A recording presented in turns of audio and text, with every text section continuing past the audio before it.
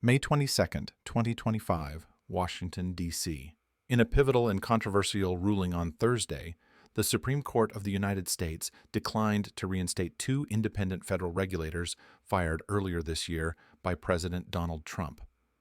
The decision, issued unsigned and without a full hearing, drew fierce dissent from the court's three liberal justices and has cast uncertainty over long-standing protections for independent regulatory bodies. Gwynne Wilcox, formerly of the National Labor Relations Board, NLRB, and Cathy A. Harris, the former chair of the Merit Systems Protection Board, MSPB, were at the heart of the dispute. Both were dismissed in January by the Trump administration, and each filed legal challenges arguing that their terminations violated federal protections, ensuring agency independence from executive overreach.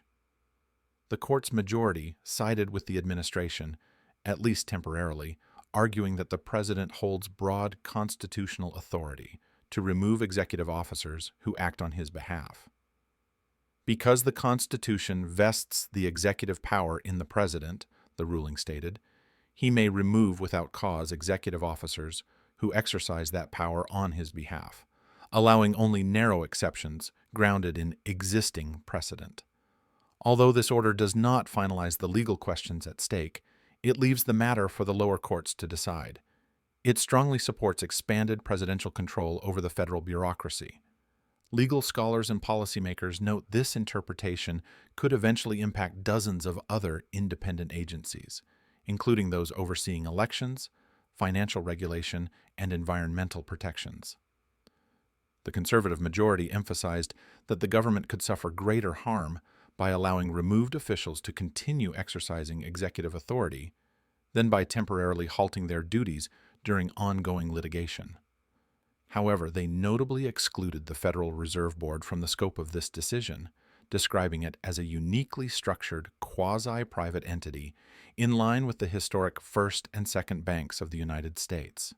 Justice Elena Kagan, writing in dissent and joined by Justices Sonia Sotomayor and Ketanji Brown Jackson, accused the court's majority of circumventing its own processes.